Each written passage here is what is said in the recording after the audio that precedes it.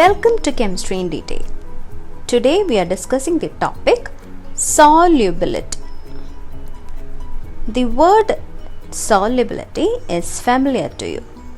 Solubility is the maximum amount of solute that can be dissolved in a specified amount of solvent. First we will discuss the solubility of a solid in liquid.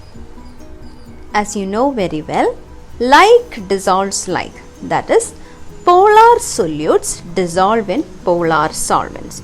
You know what is a polar solute, isn't it? A polar solute means a solute which will be dissociated into positively charged and negatively charged ions in solution. And this happens when these solutes are dissolved in polar solvents. Polar solvents are solvents which can dissociate a polar solute into the respective cation and anion. Polar solvents have large dipole moments. They contain bonds between atoms with very different electronegativity, such as that in the case of oxygen and hydrogen. So this is why they are able to dissociate the polar solutes into positively and negatively charged ions. For example, water is known as the universal solvent because it has a large dipole moment and it has got a positive as well as a negative end. The oxygen, there is a large electronegativity difference between oxygen and hydrogen. Hence, there is a partial positive charge on hydrogen and a partial negative charge on oxygen.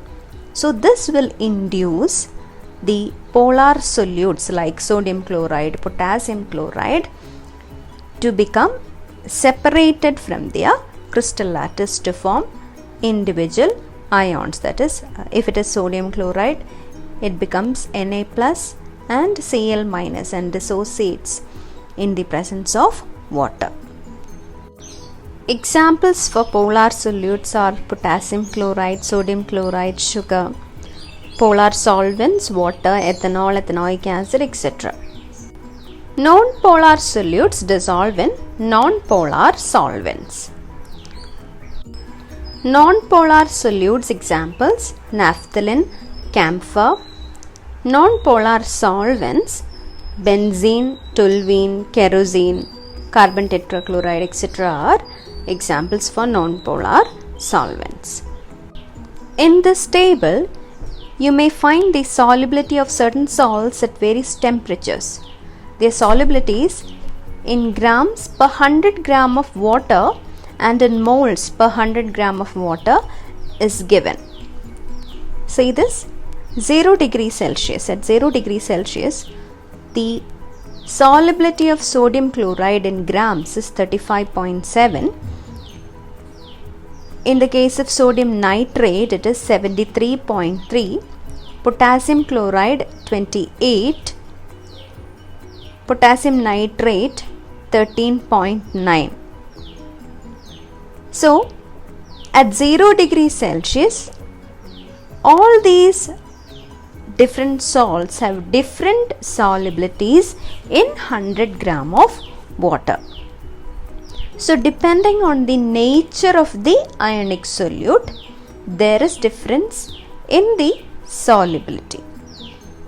And depending on the temperature, look at the temperature at 0 degrees Celsius. If you look at the solubility of sodium chloride, it is 35.7 grams.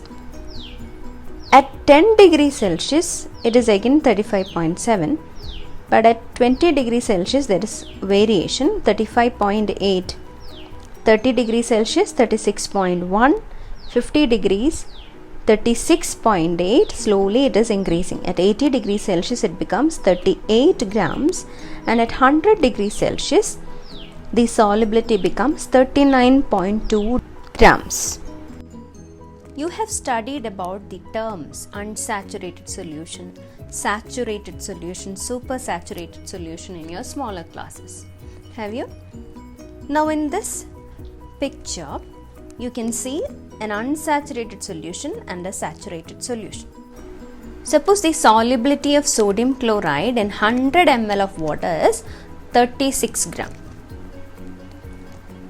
Now in the first figure, you are dissolving 30 gram of sodium chloride in 100 ml water.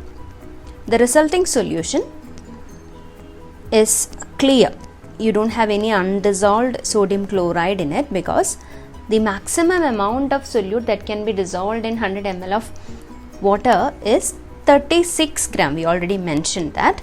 Now here it is only 30 gram. So the entire 30 gram of NaCl has been dissolved. So such a solution in which you can dissolve more amount of solute in it is referred to as an unsaturated solution. Now in the second case, 40 gram of NaCl is dissolved in 100 ml of water. In the resulting solution, you can see some undissolved sodium chloride, that is 4 gram NaCl. 36 gram was the solubility. So 40 minus 36, 4 gram remains undissolved. So such a solution in which the maximum dissolution has been attained is referred to as saturated solution. A supersaturated solution is a solution in which the solute concentration has been increased, that is, the solubility has been increased by increasing the temperature of the solvent. So in this case, more amount of solute has been dissolved than the actual amount at normal temperature. So the problem is, when the temperature is decreased, the excess amount of solute that dissolved in the solvent will crystallize out. So we learned an important fact that besides the nature of the solute, temperature also affects the solubility of a solid in liquid. So nature of solute and temperature determines the solubility of a solid in liquid. When we consider the effect of temperature on the solubility of a solid in liquid, we have to consider whether the process of dissolution is endothermic or exothermic. Endothermic means when the solute dissolves, heat is absorbed. Exothermic means when the solute is dissolved, heat energy is released. So in the case of an endothermic reaction, if you increase the temperature, solubility also increases as per Le Chatelier's principle. And in the case of exothermic reaction, with increase in temperature, solubility decreases according to Le Chatelier's principle. It tries to nullify the effect of change. Pressure does not affect the solubility of a solid in liquid because solids are not compressible. Now we'll see the solubility of gas in liquid. Many gases dissolve in water, and you know that oxygen dissolved in water forms the life basis for the aquatic and plant forms. Two factors affect the solubility of gas in liquid. One is temperature and the other is pressure.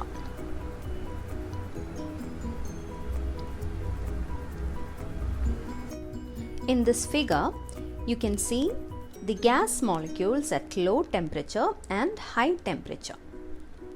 At low temperature, there are more molecules in the solution, and at high temperature, there are few molecules in the solution. More molecules are above the solution. This is because at high temperature, the kinetic energy of the molecules increases and they comes out of the solution. So this is the effect of temperature on the solubility of gas in liquid. Next is the effect of pressure on the solubility of a gas. In the figure, you can see A, B and C. initial equilibrium, increased pressure, and the new equilibrium. At the initial equilibrium, you can see gas molecules in the solution as well as on the surface immediately above the solution there are gas molecules. So there are less number of molecules in contact with the surface of the liquid in the first case at the initial equilibrium. In the figure B, you can see that a pressure is applied on the solution, and this leads to number of molecules on the surface of the liquid to be increased. So there is an excess of molecules colliding on the surface of the liquid. And in the figure C, a new equilibrium is reached. As a result of more collisions or more number of molecules on the surface of the liquid, more number of molecules have been dissolved in the solution. So this leads to an increase in the solubility of gas with pressure. So next is Henry's law. Henry's law gives us a relationship between the amount of gas dissolved in the solution and the partial pressure of the gas above the solution. In other words, solubility of a gas is directly proportional to its pressure, that is the pressure of the gas. Mathematically, the law can be expressed as P is equal to KH into chi, where P is the partial pressure of the gas above the solution, KH is known as the Henry's law constant, and chi is the mole fraction of the gas in solution. So here is an illustration of the Henry's law with hydrogen chloride gas dissolved in a solvent cyclohexane. So we have the partial pressure of HCl in torrs in the y-axis and the mole fraction of HCl in its solution in cyclohexane in the x-axis. So you get a straight line graph. So according to Henry's law, partial pressure of a gas is equal to KH into chi, where chi is the mole fraction. Now if you look at the values of KH or the Henry's law constant for some selected gases and water, you can see the following observation. You take oxygen and nitrogen at two different temperatures. Oxygen, let us take oxygen at 293 Kelvin. Value of Henry's law constant is 34.86, and at a higher temperature 303, Henry's law constant is 46.82. From the equation we can understand that higher the value of Henry's law constant, lower will be the solubility of the gas. So if you look at the value of oxygen at lower temperature, the value of Henry's law constant is less. That means increase in solubility. So as the temperature decreases, the solubility of oxygen is increasing. This is why aquatic species are more comfortable in cold water than in warm water. A notable application of Henry's law in industry is the formulation of soft drinks and soda. To increase the solubility of carbon dioxide in soft drinks and soda, they are sealed in bottles under high pressure. We can also explain certain biological phenomena using Henry's law. You might have heard about scuba diving, deep water diving. You can see in the figure they are carrying a cylinder. So when These people, known as the scuba divers, dive underwater, and when they suddenly come out of the water, they experience a medical condition called bends, B-E-N-D-S. And this condition called bends will sometimes lead to death. It is so fatal that it will lead to death. And what is this bends and how it is caused? If you look at this picture, you can understand that as the scuba diver dives underwater, pressure increases. This increased pressure increases the solubility of nitrogen in the body. So, nitrogen travels from the lungs to the blood and gets dissolved in the blood at a higher level than at the normal pressure. And underwater, this happens at the lowest level, and when the scuba divers comes up to the surface, immediately when they emerges out of the surface of the water, suddenly they experience a decreased pressure. This in turn decreases the solubility of nitrogen in the blood.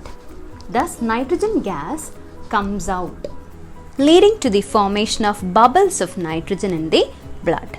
This blocks capillaries and creates a medical condition known as bends. This is very painful and dangerous to life. To avoid bends as well as the toxic effects of high concentrations of nitrogen in the blood, the tanks used by scuba divers are filled with air diluted with helium, that is 11.7% helium, 56.2% nitrogen and 32.1% oxygen. So the scuba divers use a tank containing a mixture of gases, that is 11.7% helium,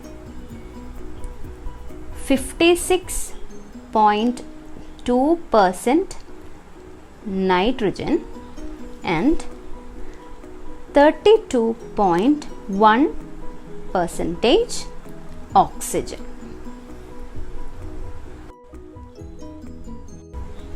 Another biological phenomenon can be explained using Henry's law. This occurs to climbers or mountaineers, as you can see from the picture. At high altitudes, the partial pressure of oxygen is less than that at the ground level. This leads to low concentrations of oxygen in the blood and tissues of people living at high altitudes or climbers. Low blood oxygen causes climbers to become weak and unable to think clearly. These are the symptoms of a condition known as anoxia. Anoxia. So this is yet another phenomenon that can be explained using Henry's law. This is all in today's class. Have a nice day. Thank you.